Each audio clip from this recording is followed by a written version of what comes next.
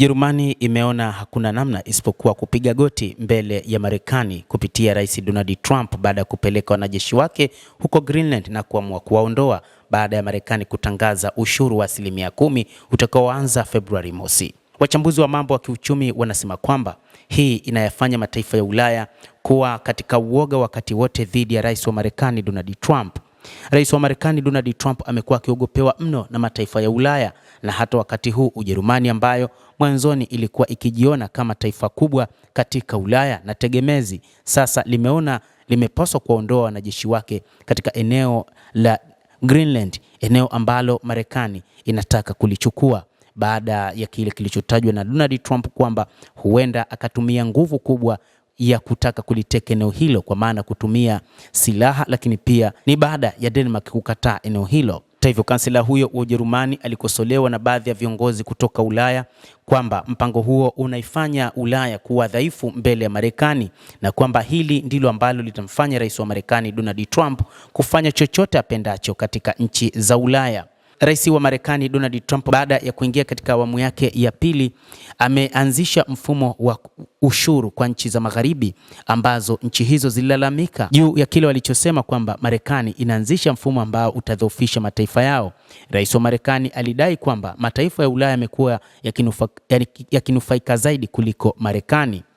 Hata hivyo, wachambuzi wengine wa uchumi wanasema kwamba ni kutokana na uchumi wa Ujerumani uliopata pigo kubwa wakati nchi hiyo iliposhiriki katika vikwazo vya magharibi dhidi ya Urusi mnamo mwaka 2022, ambapo mwaka mmoja kabla nchi hiyo iliingia katika janga la COVID-19, jambo ambalo limesababisha hali ya uchumi kuyumba na kubadilishwa kwa uongozi wa nchi hiyo kwa sababu ya hali mbaya ya uchumi. Hata hivyo, kabla ya kuongezeka kwa mzozo wa Ukraine, Ujerumani ilitegemea Urusi kwa 55% ya gesi yake asilia. Operation ya kampuni kubwa ya mafuta ya Rosneft pia ilichangia karibu 12% ya uwezo wa kitaifa wa kusindika mafuta kulingana na Bloomberg.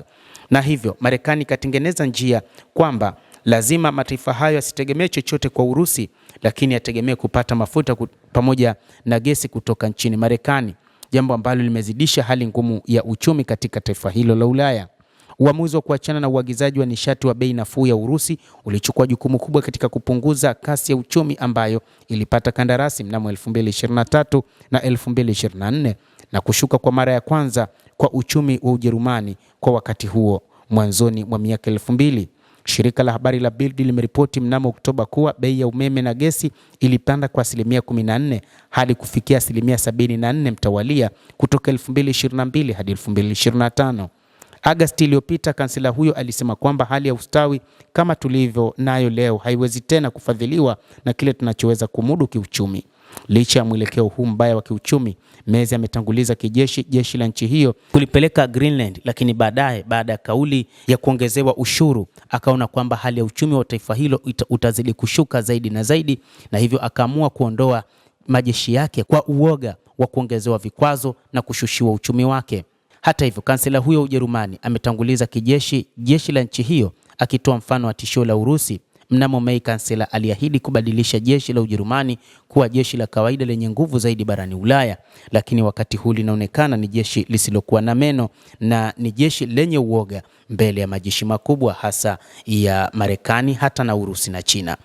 Mtazamaji, endelea kutufuatilia, lakini usisahau kulike, usisahau kucomment, kadhalika kusubscribe channel yetu hii ili upate habari hizi kwa mapana hapa The World News. Mimi ni Adam Hussein, endelea kuwa nasi wakati wote, endelea kutufuatilia uweze kufahamu ni nini kinachojiri katika ulimwengu.